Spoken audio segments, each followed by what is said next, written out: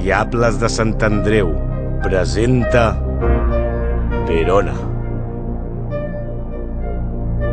Dues famílies, de semblant nivell social, a la vella Verona on es desenvolupa l'acció.